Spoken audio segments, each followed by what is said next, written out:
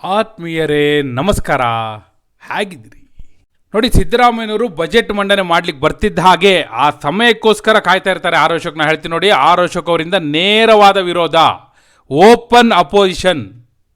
ಯಾವುದೇ ಕಾರಣಕ್ಕೂ ಬಜೆಟ್ ಮಂಡನೆ ಮಾಡಿಕೂಡ್ದು ಅಂಥೇಳಿ ಬಜೆಟ್ಗೆ ಅಡ್ಡಿ. ನೋಡಿ, ಅಲ್ಲಿಯವರೆಗೂ ಅವರು ಹೊರಗೆ ಮೀಡಿಯಾದವ್ರ ಮುಂದೆ ಈ ಸರ್ಕಾರಕ್ಕೆ ಬಹುಮತ ಇಲ್ಲ, ಈ ಸರ್ಕಾರ ಒಡೆದು ಹೋಗಿದೆ, 2 ಬಣಗಳಾಗಿದೆ, ಡಿ ಕೆ ಶಿವಕುಮಾರ್ ಅವ್ರ ಬಣ ಪ್ರತ್ಯೇಕವಾಗಿ ಸಭೆ ಮಾಡಿದೆ, ಡಿನ್ನರ್ ಮೀಟಿಂಗ್ ಮಾಡಿದ್ದಾರೆ, ಅಲ್ಲಿ ಶಾಸಕರೆಲ್ಲ ಅಲ್ಲಿ ಒಗ್ಗಟ್ಟಿನ ಪ್ರದರ್ಶನ ಮಾಡಿದ್ದಾರೆ, ಶಕ್ತಿ ಪ್ರದರ್ಶನ ಮಾಡಿದ್ದಾರೆ, ಬಲ ಪ್ರದರ್ಶನ ಮಾಡಿದ್ದಾರೆ ಅಂತೆಲ್ಲ ಹೇಳಿ ಆ ಟೈಮಲ್ಲಿ ಆ ಕಡೆ ಸಿದ್ದರಾಮಯ್ಯನವರು ಸೂಟ್ಕೇಸ್ ಇಟ್ಕೊಂಬಂದು ಬಜೆಟ್ ಬುಕ್ ಇರುವಂಥ ಸೂಟ್ಕೇಸ್ನ ಎಲ್ರಿಗೂ ಪ್ರದರ್ಶನ ಮಾಡಿ ಅಲ್ಲಿಯವರೆಗೂ ಅವ್ರು ಭಾಳ ಖುಷಿಯಾಗಿ ಬಂದಿರ್ತಾರೆ. ಆದರೆ ಯಾವಾಗ ಅಸೆಂಬ್ಲಿ ಎಂಟರ್ ಆಗ್ತಾರೆ, ಬಜೆಟ್ ಮಂಡನೆ ಮಾಡಲಿಕ್ಕೆ ಎದ್ದು ನಿಲ್ತಾರೆ, ಕೂಡಲೇ ವಿರೋಧ ಪಕ್ಷದಿಂದ ಆರ್ ಅಶೋಕ್, ಸುನಿಲ್ ಕುಮಾರ್, ಅರವಿಂದ್ ಬೆಲ್ಲದ್, ಅಶ್ವಥ್ ನಾರಾಯಣ್, ವಿಜಯೇಂದ್ರ, ಶರಣು ಸಲಗಾರಿ ಎಲ್ಲ ಹೋಲ್ಸೇಲ್ ಆಗಿ ಎದ್ದು ನಿಂತು ಈ ಬಜೆಟ್ ಯಾವುದೇ ಕಾರಣಕ್ಕೂ ಮಂಡನೆ ಆಗಕೂಡದು ಅಂಥೇಳಿ ಬಜೆಟ್ಗೆ ಅಡ್ಡಿ ವ್ಯಕ್ತಪಡಿಸ್ತಾರೆ. ಕಾರಣ ಏನಂದರೆ, ಈ ಸರ್ಕಾರಕ್ಕೆ ಬಹುಮತ ಇಲ್ಲ.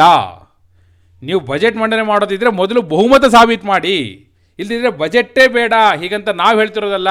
ಸ್ವತಃ ಡಿ ಕೆ ಶಿವಕುಮಾರ್ ಹೇಳಿದ್ದಾರೆ, ಈ ಬಜೆಟ್ಟೇ ಬೇಡ, ಈ ಬಜೆಟ್ ಅಗತ್ಯ ಇಲ್ಲ, ನಾವೇನು ಬಜೆಟ್ ನಂಬ್ಕೊಂಡಿಲ್ಲ ಅಂತ ಹೇಳಿ ಉಪಮುಖ್ಯಮಂತ್ರಿಗಳು ಹೇಳಿದ್ದಾರೆ, ಹಾಗೂ ಕಾಂಗ್ರೆಸ್ ಪಕ್ಷದ ಅಧ್ಯಕ್ಷರು ಹೇಳಿದ್ದಾರೆ ಅಂತ ಹೇಳಿಬಿಟ್ಟು ಬಿ ಜೆ ಪಿ ನಾಯಕರೆಲ್ಲ ಬಜೆಟ್ಟೇ ಬೇಡ ಅಂಥೇಳಿ ಘೋಷಣೆಯನ್ನು ಕೂಗುವಂಥದ್ದು. ನೋಡಿ, ಯೋಚನೆ ಮಾಡಿ ನೀವು ಸದನದಲ್ಲಿ ನಿಂತು ಮುಖ್ಯಮಂತ್ರಿಗಳು ಬಜೆಟ್ ಮಂಡನೆ ಮಾಡಲಿಕ್ಕೆ ಬಂದಾಗ ಸಾಮಾನ್ಯವಾಗಿ ಏನು ಮಾತನಾಡಲಿಕ್ಕೆ ಅವಕಾಶವೇ ಕೊಡೋದಿಲ್ಲ.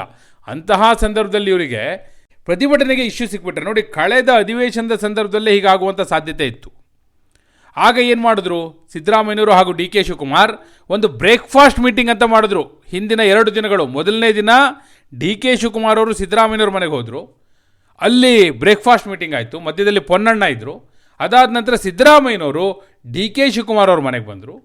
ಆಗ ಡಿ ಕೆ ಶಿವಕುಮಾರ್ ಅವರು ಸಿದ್ದರಾಮಯ್ಯನವರಿಗೋಸ್ಕರ ನಾಟಿ ಕೋಳಿ ಸಾರು, ಇಡ್ಲಿ ಎಲ್ಲ ಮಾಡಿಸಿದ್ರು. ಹೊರಗೆ ಬಂದು ಇಬ್ಬರು ಮಾತನಾಡಿದ್ರು. ಮೊದಲನೇ ದಿನವೂ ಪ್ರೆಸ್ ಕಾನ್ಫರೆನ್ಸ್ ಮಾಡಿದರು. ಎಲ್ಲ ಚೆನ್ನಾಗಿದೆ, ನಾವೆಲ್ಲ ಚೆನ್ನಾಗಿದ್ದೀವಿ ಅಂತೇಳಿ ಪೋಸ್ ಕೊಟ್ಟರು. ಇಷ್ಟಾಯಿತು. ಅದಾದಮೇಲೆ ಅಧಿವೇಶನಕ್ಕೆ ಹೋಗಿ ಅಲ್ಲಿ ಒಗ್ಗಟ್ಟಿನ ಮಂತ್ರ ಇದೆಲ್ಲ ನೋಡಿದ್ವಿ, ಹೈಡ್ರಾಮಾ. ಆದರೆ ಕಳೆದ 15 ದಿನದಲ್ಲಿ ಏನಾಗೋಯ್ತು, ತೀರಾ ತಾರಕಕ್ಕೆ ಹೋಯಿತು. ಎಷ್ಟರ ಮಟ್ಟಿಗೆ ಅಂದರೆ, ಬಹಿರಂಗ ಹೇಳಿಕೆಗಳಿಗೆ ಕೊನೆಯೇ ಇಲ್ಲ. ಅದು ಡಿ ಕೆ ಶಿವಕುಮಾರ್ ಅವರು ಮುಖ್ಯಮಂತ್ರಿ ಆಗಲೇಬೇಕು ಅಲ್ಲಿ ಡೇಟ್ ಮೇಲೆ ಡೇಟು. ಹಾಗೆ ಡೇಟ್ ಕೊಟ್ಟಿದ್ದಷ್ಟೇ ಅಲ್ಲದೆ ಇನ್ನೂ ಒಂದು ಹೆಜ್ಜೆ ಮುಂದೆ ಹೋಗಿ ಡಿ ಕೆ ಶಿವಕುಮಾರ್ ಬಣದ ಶಾಸಕರೆಲ್ಲ 4 ಸೀಸನ್ ಹೋಟ್ಲಲ್ಲಿ ಕೂತ್ಕೊಂಡು ಮೀಟಿಂಗ್ ಮಾಡಿಬಿಟ್ಟು, ಮತ್ತು ನೀವು ಗೊತ್ತಿರಲಿ, ಡಿ ಕೆ ಶಿವಕುಮಾರ್ ಹಾಗೂ ಅವರ ಬಣದವರು ನಮಗೆ ಬಜೆಟ್ಟೇ ಬೇಡ, ನಾವು ಬಜೆಟಿಂದ ಯಾವ ಎಕ್ಸ್ಪೆಕ್ಟೇಷನ್ನು ಇಟ್ಕೊಂಡಿಲ್ಲ ಅನ್ನೋ ಲೆವೆಲ್ಲಿಗೆ ಹೋಗಿಬಿಟ್ಟಿದ್ದಾರೆ. ಹೀಗಿರುವಾಗ ಈ ಬಜೆಟ್ ಯಾಕೆ ಬೇಕು? ಮತ್ತು ಈ ಬಜೆಟ್ ಪಾಸ್ ಮಾಡಿಕೊಳ್ಳಿಕ್ಕೆ ಬೇಕಾದಷ್ಟು ಸ್ಟ್ರೆಂತ್, ಶಾಸಕರ ಬಲ ನಿಮಗಿದೆ ಅಂತ ಏನು ಗ್ಯಾರಂಟಿ? ಒಂದು ವೇಳೆ ನೀವು ಬಜೆಟ್ಗೆ ಅನುಮೋದನೆ ಪಡೆಯುವ ದಿನ ಡಿ ಕೆ ಶಿವಕುಮಾರ್ ಬಣದ ಶಾಸಕರೆಲ್ಲರೂ ಕೂಡ ಆಬ್ಸೆಂಟ್ ಆದರೆ ಬಜೆಟ್ ಬಿದ್ದೋಗುತ್ತಲ್ಲ. ಇಂತಹ ಬಜೆಟನ್ನು ಯಾಕೆ ನೀವು ಮಂಡನೆ ಮಾಡ್ತೀರಿ? ಮತ್ತು ಹೇಳ್ತಾರೆ, ಬಜೆಟ್ ಬಿದ್ದು ಹೋದರೆ ಸರ್ಕಾರವೇ ಬಿದ್ದು ಹೋದಂತೆ. ಹೀಗಿರುವಾಗ ಈ ಬಜೆಟ್ಗೆ ಯಾವುದೇ ಮಾನ್ಯತೆ ಇಲ್ಲ. ಹೀಗಾಗಿ ಈ ಬಜೆಟ್ನ ಮಂಡನೆಯೇ ಮಾಡಬೇಡಿ ಅಂಥೇಳಿ ಒತ್ತಾಯ, ಪ್ರತಿಭಟನೆ, ಹೋರಾಟ ಸದನದ ಒಳಗೆ ವಿರೋಧ ಪಕ್ಷದ ಶಾಸಕರಿಂದ, ಅದಕ್ಕೆ JDS ಶಾಸಕರಿಂದಲೂ ಕೂಡ ಬೆಂಬಲ. CB ಸುರೇಶ್ ಬಾಬು ಅವರ ನೇತೃತ್ವದಲ್ಲಿ JDS ಅವರು ಒಗ್ಗೂಡಿ ಸದನದ ಬಾವಿಗಿಳಿದು ಘೋಷಣೆ, ಪ್ರತಿಭಟನೆ, ಬಜೆಟ್ ಬುಕ್ ಹರಿದು ಬಿಸಾಕೋದು, ಹೀಗೆಲ್ಲ ಮಾಡಿಬಿಟ್ರೆ ನೋಡಿ, ಹೇಳ್ಬಿಟ್ಟಿದ್ದಾರೆ ಆಗಲೇ ಚಲೋದಿ ನಾರಾಯಣ ಸ್ವಾಮಿ ಅವರು, ಬೆಂಕಿ ಹಚ್ಚಿ ಸುಡಬೇಕು ಅಂತ ಹೇಳ್ಬಿಟ್ಟಿದ್ದಾರೆ. ಇನ್ನೇನು ಬೇಕು? ಈ ಹಂತಕ್ಕೆ ಹೋದ್ಮೇಲೆ ಇನ್ನೇನು ಬಾಕಿ ಉಳಿತು ಹೇಳಿ? ಇದೇ ಕಾರಣಕ್ಕಾಗಿ ನಾ ಹೇಳ್ತೀನಿ ಕೇಳಿ, ಈ ರೀತಿಯ ಹೈಡ್ರಾಮಾ, ಇಂಥದ್ದೊಂದು ನಾಟಕೀಯ ಬೆಳವಣಿಗೆ ಕರ್ನಾಟಕ ರಾಜ್ಯ ರಾಜಕಾರಣದಲ್ಲಿ ಇತಿಹಾಸ ಕಂಡು ಕೇಳರಿಯದಂತಹ ಬೆಳವಣಿಗೆ. ನೋಡಿ, ಹಿಂದೆ ಬಂಗಾರಪ್ಪನವ್ರು ಮುಖ್ಯಮಂತ್ರಿ ಆಗಿದ್ದಾಗ ಬಜೆಟ್ ಮಂಡನೆ ಮಾಡಲಿಕ್ಕೆ ಬರುವಾಗ ಕೆಲವೇ ಕ್ಷಣಗಳ ಮೊದಲು ಬಜೆಟ್ನ ಕೆಲವು ಪ್ರತಿಗಳು, ಅದರ ಒಂದಷ್ಟು ಅಂಶ ಲೀಕ್ ಆಗಿದೆ ಅನ್ನುವ ಕಾರಣಕ್ಕಾಗಿ ಏನೆಲ್ಲ ಆಗಿತ್ತು ಅನ್ನೋದು ನೋಡಿದಿರಿ. ಹೀಗಿರುವಾಗ ಆಗಲೂ ಬಜೆಟ್ ಮಂಡನೆ ಮಾಡಲಿಕ್ಕೆ ಅವಕಾಶ ಕೊಟ್ಟರು. ನೋಡಿ, ಬಜೆಟ್ ಮಂಡನೆ ಮಾಡಲಿಕ್ಕೆ ಸ್ಪೀಕರ್ ಅಲ್ಲಿ ಇನ್ಹೆರೆಂಟ್ ಪವರ್ ಇರುತ್ತೆ, ಅವರು ಮಧ್ಯಪ್ರವೇಶ ಮಾಡಿ ಬಜೆಟ್ ಮಂಡನೆ ಮಾಡಲಿಕ್ಕೆ ಅವಕಾಶ ಕೊಡ್ತಾರೆ.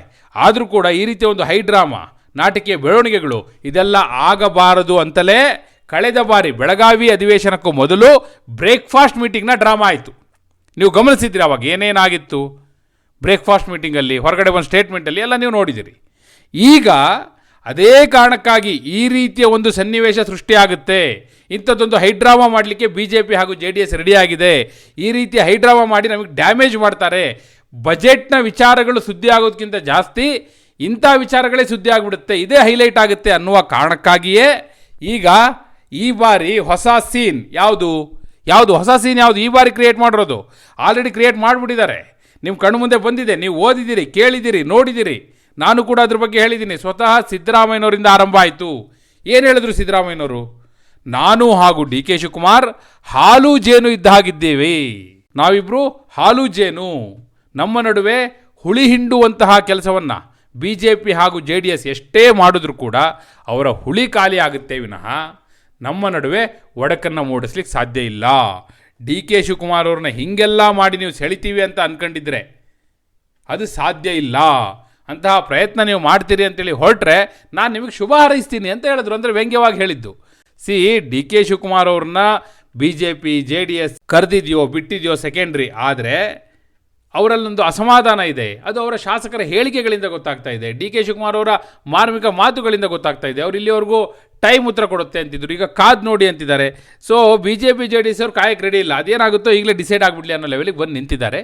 ಅದೇ ಕಾರಣಕ್ಕಾಗಿ ಈ ಹಂತಕ್ಕೆ ಹೋಗ್ತಾರೆ ಅಂತಲೇ ಈಗ ಸಿದ್ದರಾಮಯ್ಯನವರು ಹಾಲು ಜೇನು ಅನ್ನುವಂಥ ಟ್ವೀಟ್ ಮಾಡಿದ್ರು. ಡಿ ಕೆ ಶಿವಕುಮಾರ್ ಅದನ್ನು ಅಕ್ನಾಲೇಜ್ ಮಾಡಿದ್ರು. ಹೌದು, ನಾನು ಸಿದ್ದರಾಮಯ್ಯನವರು ಹಾಲು ಜೇನು ಇದ್ದಂಗೆ ಇದ್ದೀವಿ, ಹಿಂದೆನೂ ಇದ್ವಿ, ಈಗಲೂ ಇದ್ದೀವಿ, 2028ಕ್ಕೂ ಹಾಗೇ ಇರ್ತೀವಿ ಅಂತ ಹೇಳಿದ್ರು. ಆದರೆ ಡಿ ಕೆ ಸುರೇಶ್ ಅವರೇನು ಹೇಳಿದ್ರು? ಅವರು ಬಮೂಲ್ ಅಧ್ಯಕ್ಷರು, ಅವ್ರಿಗೆ ಡೈರಿ ಬಗ್ಗೆ ಚೆನ್ನಾಗಿ ಗೊತ್ತು. ಅವರು ಹಾಲು ಬೇಕಾದರೆ ಬನ್ನಿ ನಾನು ಕೊಡ್ತೀನಿ, ಡೈರಿ ಸರ್ಕಲಿಗೆ ಬನ್ನಿ, ಜೊತೆ ಕೋವಾ ಕೊಡ್ತೀನಿ, ಬಿಸಿ ಬಿಸಿ ಮೈಸೂರು ಪಾಕ್ ಕೊಡ್ತೀನಿ, ಜೇನಿನ ಬಗ್ಗೆ ನನಗೆ ಗೊತ್ತಿಲ್ಲ ಅಂದರು. ಹಾಲು ಮತ್ತು ಜೇನು ಅನ್ನೋದಿದೆಯಲ್ಲ, ಈ ಕಾಂಬಿನೇಷನ್ನ ಅಶೋಕ್ ಅವರು ಸದನದಲ್ಲಿ ನಿಂತು ಹೇಳಿದ್ದು. ಸಿದ್ದರಾಮಯ್ಯನವರು ಜೇನು, ಡಿ ಕೆ ಶಿವಕುಮಾರ್ ಹಾಲು, ಆದರೆ ಹಾಲೀಗ ಹಾಲಾಹಲ ಆಗಿದೆ ಅಂತ ಅವರು ವ್ಯಾಖ್ಯಾನ ಮಾಡಿದರು. ಸೊ ಅದಕ್ಕೆ ಡಿ ಕೆ ಸುರೇಶ್ ಅವರು ನನಗೆ ಹಾಲು ಗೊತ್ತು ಆದರೆ ಜೇನು ಗೊತ್ತಿಲ್ಲ ಅಂತ ಹೇಳಿದ್ರು. ಇವತ್ತು ಬೈಟ್ ಕೊಟ್ಟಿದ್ದಾರೆ, ನಾನು ಪ್ಲೇ ಮಾಡಿ ತೋರಿಸ್ತೀನಿ ನೋಡಿ. ಹಾಲು ಬೇಕು ಅಂತ ಅಂದರೆ ಡೈರಿ ಸರ್ಕಲ್ಗೆ ಬನ್ನಿ ಕೊಡ್ತೀನಿ, ಮೈಸೂರು ಪಾಕ್ ಬೇಕು ಅಂತ ಅಂದರೆ ಬನ್ನಿ ತಿನ್ನಿಸ್ತೀನಿ, ಫ್ರೆಶ್ ಕೋವಾ ಮಾಡ್ತೀವಿ, ಕೋವಾನು ಕೊಡ್ತೀನಿ. ಜೇನ್ ಬಗ್ಗೆ ನನಗೆ ಗೊತ್ತಿಲ್ಲ. ಜೇನ್ ಬಂದು ಆ ಕಡೆ ಮಡಿಕೇರಿ ಕಡೆ ಎಲ್ಲ ಸ್ವಲ್ಪ, ಮೈಸೂರು ಮಡಿಕೇರಿ ಕಡೆ ಚಾಮರಾಜನಗರ ಕಡೆ ಜಾಸ್ತಿ. ಸೊ ನೀನು ನಮ್ಗೆ ಅದ್ರ ಬಗ್ಗೆ ಮಾಹಿತಿ ಇಲ್ಲ. ನಮ್ಮಲ್ಲೂ ಇರ್ತದೆ, ಅಷ್ಟು ಮಾರಾಟ ಮಾಡೋಷ್ಟು ಇರೋದಿಲ್ಲ. ಹೀಗೆ ಮಾರ್ಮಿಕವಾದ ಮಾತುಗಳಲ್ಲೇ ರಾಜಕಾರಣ ಸಾಗ್ತಾ ಇದೆ. ಡಿ ಕೆ ಶಿವಕುಮಾರ್ ಹಾಗೂ ಡಿ ಕೆ ಸುರೇಶ್ ಇಬ್ಬರು ಕೂಡ ಮಾರ್ಮಿಕ ಮಾತುಗಳ ಮೂಲಕ ಪೆಟ್ಟುಕೊಡ್ತಾ ಇದ್ದಾರೆ. ಯಾಕಂದರೆ ಅವರು ಅಂದ್ಕೊಂಡಿದ್ದು ಆಗಿಲ್ಲ. ಬಹುಶಃ ಈ ಬಜೆಟ್ ಮಂಡನೆ ಆದ ನಂತರ ಬಜೆಟಲ್ಲಿ ಏನಿದೆ, ಏನು ಕೊಟ್ಟಿದ್ದಾರೆ, ಏನು ಕೊಟ್ಟಿಲ್ಲ, ಅದನ್ನು ಆಧರಿಸಿ ಮುಂದಿನ ರಾಜಕಾರಣ ನಿರ್ಧಾರ ಆಗುತ್ತೆ. ಆದರೆ ಈ ರೀತಿಯ ಒಂದು ಹೈಡ್ರಾಮಾ ಸನ್ನಿವೇಶ, ಈ ರೀತಿಯ ಒಂದು ಹೈಡ್ರಾಮಾಕ್ಕೆ BJPಗೆ ಅವಕಾಶ ಕೊಡಬಾರ್ದು, ವಿರೋಧ ಪಕ್ಷಗಳಿಗೆ ಅವಕಾಶ ಕೊಡಬಾರ್ದು, ಅದೇ ಹೈಲೈಟ್ ಆಗಬಾರ್ದು ಅನ್ನುವ ಕಾರಣಕ್ಕಾಗಿಯೇ ಕಳೆದ ಬಾರಿ ಬ್ರೇಕ್ಫಾಸ್ಟ್, ಈ ಬಾರಿ ಹಾಲು ಜೇನು.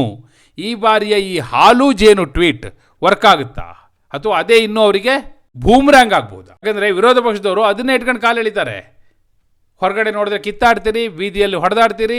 ಡಿ ಕೆ ಶಿವಕುಮಾರ್ ಅವರು ನಾನು ಸ್ಟ್ರೀಟ್ ಫೈಟರ್ ಅಂತಾರೆ, ಪಕ್ಷದ ಹೊರಗೆ ಫೈಟ್ ಮಾಡ್ತೀನಿ ಅಂತಾರೆ. ನೀವು ನೋಡಿದ್ರೆ ಹಾಲು ಜೇನು ಅಂತಿರಲ್ಲ, ಎಲ್ಲಿದೆ ಹಾಲು ಜೇನು ಅಂತೇಳಿ ಕ್ವಶನ್ ಮಾಡ್ತಾರೆ, ಕಾಲು ಎಳಿತಾರೆ. ಡಿ ಕೆ ಶಿವಕುಮಾರ್ ಅವರು ಉತ್ತರ ಕೊಡಲೇಬೇಕಾದಂಥ ಅನಿವಾರ್ಯ ಪರಿಸ್ಥಿತಿಯನ್ನು ಸೃಷ್ಟಿ ಮಾಡ್ತಾರೆ.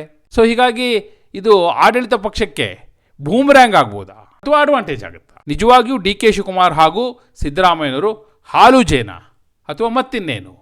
ನಿಮ್ಮ ಅಭಿಪ್ರಾಯವನ್ನು ಕಮೆಂಟ್ ಮೂಲಕ ತಿಳಿಸಿ. ಹಾಗೆ ನೀವು ಇನ್ನೂ ವಾರ್ತೆ ಚಾನಲ್ನ ಸಬ್ಸ್ಕ್ರೈಬ್ ಮಾಡಿಲ್ಲ ಅಂದರೆ ಈಗಲೇ ಸಬ್ಸ್ಕ್ರೈಬ್ ಮಾಡಿ. ಧನ್ಯವಾದ.